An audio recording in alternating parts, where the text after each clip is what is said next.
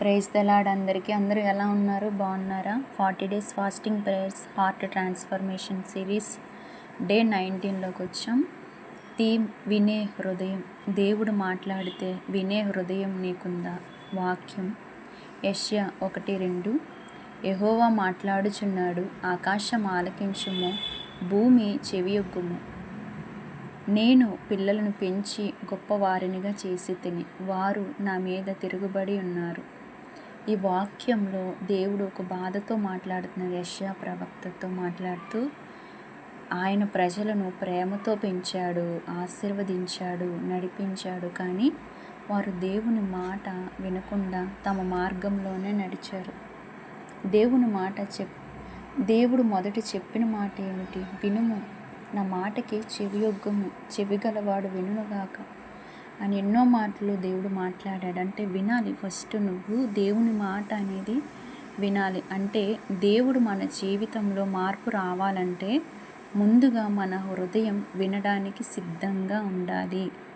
చాలాసార్లు మనం ప్రార్థన చేస్తాం, బైబిల్ కూడా చదువుతాం, కానీ మన హృదయం నిజంగా దేవుని మాటను వినే హృదయంగా మారకపోతే మార్పు రావటం చాలా కష్టం. నువ్వు ఈ 40 డేస్ ఫాస్టింగ్ ప్రేయర్స్లో నువ్వున్న దేవుని మాటకు వినే హృదయం నీకు లేకపోతే ఏ కార్యము కూడా జరగదు నీ హృదయంలో. అంటే నీ హృదయము మారకపోతే, హృదయం మారాలంటే ఫస్ట్ నువ్వు దేవుని మాటను వినాలి. వినే హృదయం ఉన్నవాడు ఎలా ఉంటాడో తెలుసా? దేవుని గద్దింపును కూడా అంగీకరిస్తాడు, తన తప్పును గ్రహిస్తాడు, దేవుని మార్గంలో తిరిగి నడవడానికి సిద్ధపడతాడు. హృదయ మార్పు ఎక్కడ మొదలవుతుందంటే దేవుని మాటను వినే వినయమైన హృదయం దగ్గరే. ఒకసారి ఆలోచించు, దేవుడు నాతో మాట్లాడుతున్నప్పుడు నేను నిజంగా వింటున్నానా, లేక నా ఇష్టమైన మార్గంలోనే నడుస్తున్నానా? హృదయ మార్పుకు మొదటి అడుగు ఏంటో తెలుసా? దేవుని మాట వినే హృదయం. నువ్వు వినటానికి ఇష్టపడితే దేవుడు ఖచ్చితంగా నీతో మాట్లాడతాడు. ఈ రోజుల్లో మాట్లాడేది దేవుడు వాక్యాలతో.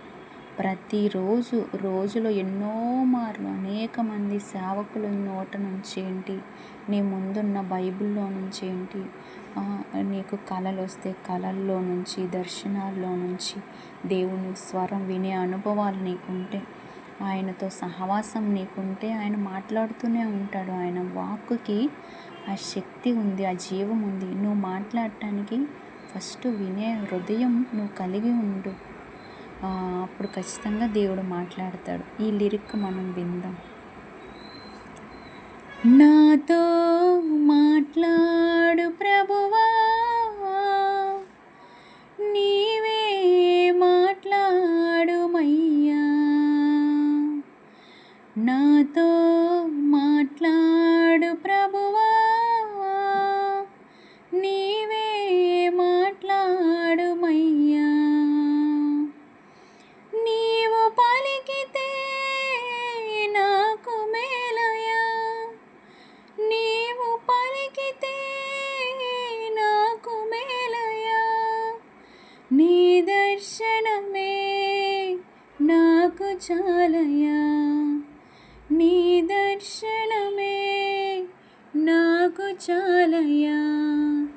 నాతో మాట్లాడు ప్రభువా,